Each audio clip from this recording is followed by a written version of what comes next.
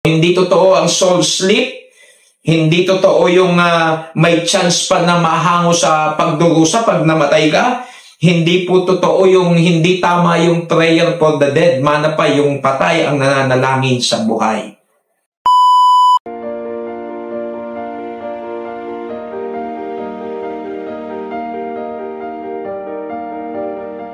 Magandang araw pong muli sa inyong lahat. Inaalay natin ang ating maiksing pag-aaral sa oras na ito sa panahon ng ating undas ngayon kung tawagin. For November 1, ang tawag nila ay All Souls Day, Araw ng mga Patay. Ano man ang tawag nyo dyan, tayo ay nagbibigay pugay sa bawat isa at inaalaala ang ating mga mahal sa buhay na pumanaw na. Magsishare po ako ng napakahalagang katotohanan patungkol sa buhay na ito at sa kabilang buhay. Hahanguin natin siyempre sa Book of Luke. I suggest mga minamahal mga kaibigan na kung meron kayong Bible o wala man, try nyong basahin itong mga talata na aking ibibigay para maging mas malinaw sa inyo ang ating pag-aaral dahil kapos ang aking minuto. Okay? Pagbulay-bulayan po natin yung sinabi sa Luke 16:19 to 31. Ulitin ko po sinasuggest ko. Try nyo pong basahin to dahan-dahan. Tignan po ninyo yung nilalaman ng pangyayari para makita nyo yung mga malalalim na katotohanan na naririto. Okay, Luke 16:19 to 31. Ito po yung istorya ng isang mayaman na hindi naman binanggit ang pangalan at isang mahirap na pulubi na mamalimos na ang pangalan ay Lazaro. At pareho silang pumanaw. At sa pagpanaw nila ay dito makikita nyo lahat ng mga pangyayari ng katotohanan na natala sa banal na kasulatan.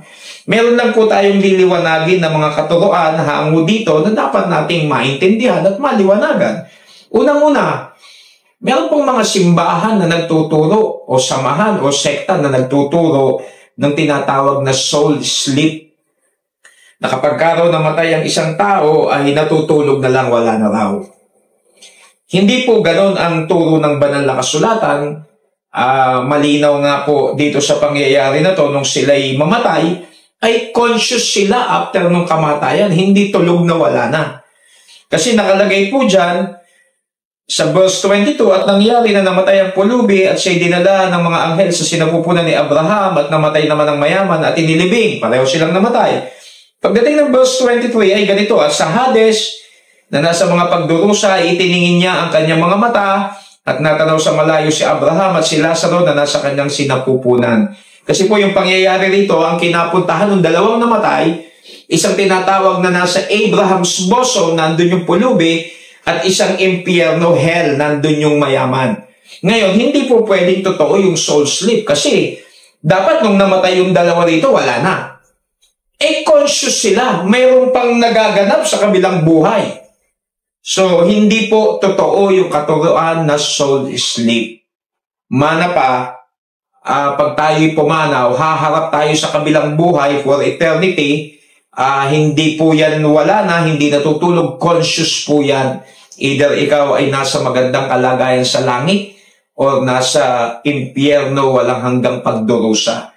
So, hindi po totoo ang soul sleep.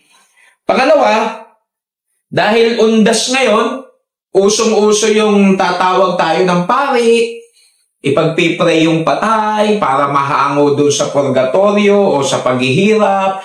Kada pray, bayad ka ng bayad. Kung ilang taong kang humihingi ng panalangin, bayad ka ng bayad para mahango.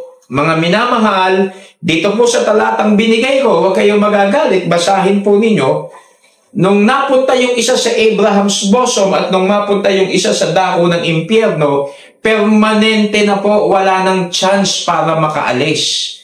Kaya hindi totoo yung prayer for the dead na kapag ka pinagpipray, nagbabayad ka, ay mahahango. Kasi ang sabi rito, at bukod, verse 26, at bukod sa lahat ng ito ay may isang malaking banging nakalagay sa pagitan namin at ninyo, upang ang mga mag-ibig tumawid buhat din hanggang sa inyo ay hindi maari, at gayon din walang makatawid mula dyan hanggang sa amin. Okay? So, hindi na pwede, permanente na yon. Ngayon, kung ang paniniwala nyo lagi kayong magbabayad, ipag-pray ang patay, magbabayad para mahango sa paghihirap na kinalalagyan niya, ay din lamang ang maraming pera. Magiging basihan ngayon ng pagpunta sa langit ay salapi na kasi yung maraming pera, kaya niya magbayad na magbayad na magbayad, paano yung walang pera? So, isa po yung malaking kamalian na dapat nating maintindihan. Sumunod, makikita nyo rito na yung patay ang nagpipray sa buhay. Hindi po yung buhay ang nagpipray sa patay. Kasi sabi nung namatay na mayaman ay ganito. Verse 27 and 28. At sinabi niya, ipinamamanhi ko nga sa iyo, Ama, na suguin mo siya sa bahay ng aking ama, sapagat ako'y may 5 kapatid na lalaki upang sa kanila patotohanan niya, baka pati sila'y mga parito sa dakong ito ng pagdurusa. So can you imagine? Alam nung mayaman na siya nagdurusa ngayon at nagmamakaawa siya kay Amang Abraham na suguin, may mangaral sa may 5 pa siyang kapatid na lalaki na ayaw niya nang mapunta doon. So ang nananalangin po dito ay yung patay para dun sa buhay. Hindi po yung buhay ang mananalangin para sa patay. So yan po yung mga katotohanan na dapat nating tanggapin. Buksan natin ang ating puso at isipan. Basahin natin ang Luke 16:19 to 31, makikita nyo ang maraming katotohanan. So, hindi totoo ang soul sleep. Hindi totoo yung may chance pa na mahango sa pagdurusa pag namatay ka. Hindi po totoo yung hindi tama yung prayer for the dead. Mana pa yung patay ang nananalangin sa buhay. So, sana po maintindihan po natin yan, lalo na ngayon na panahon ng undas. Alam nyo, may nakita akong post at napaisip ako, siguro magwawakas ako rito. Yun daw mga namatay na nandoon na sa pagdurusa na maaring binaliwala ang Diyos at hindi naniwala. Tapos napahamak sila. Yun daw mga napahamak, nagmamakaawa kahit isang chance pa. Nagmamakaawa kahit isang chance pa para sila ay manalig na at hindi na mapunta ron. Pero huli na ang lahat. Pero yun daw mga nabubuhay ngayon, napakaraming chance. Pero binabaliwala. Tapos hihingi sila ng last chance kung kailan huli na ang lahat. So sa lahat ng nakikinig po sa akin ngayon at maaabot ng video na ito, kung ikaw ay buhay pa, humihinga, pasalamat ka sa Diyos, binibigyan ka ngayon ng chance ng Panginoon, manalig ka sa Kanya, magbukas ka ng Biblia, magkaroon ka ng chance na makapag-aral o makinig, maintindihan mo ang katotohanan bago mahuli ang lahat. Kasi kapag ka napahamak ang tao, hindi ginusto ng Diyos. Ginusto mo sa sarili mo kasi available ang Panginoong Jesus, available ang kaligtasan, matagal na siya namatay sa krus ng Kalbaryo, available ang pag-ibig ng Diyos, available ang biyaya niya, laging nananawagan ng Diyos sa tao ng pagsisisi, binaliwala natin, pag tayo napahamak, wala na. So habang may pagkakataon ang tao at buhay ka pa at marinig mo to, now is the time. Believe on the Lord Jesus Christ. Patahanin mo si Jesus sa iyong puso, magsisi tayo sa ating mga kasalanan.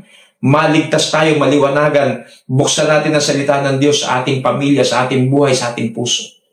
So ulitin ko po, para lalong maging maliwanag sa inyo itong ating talakayan, tignan po ninyo mabuti ang Luke 16:19 to 31 sa panahon ng ating undas ngayon. Ito po ang inyong lingkod, ang Peking Kano.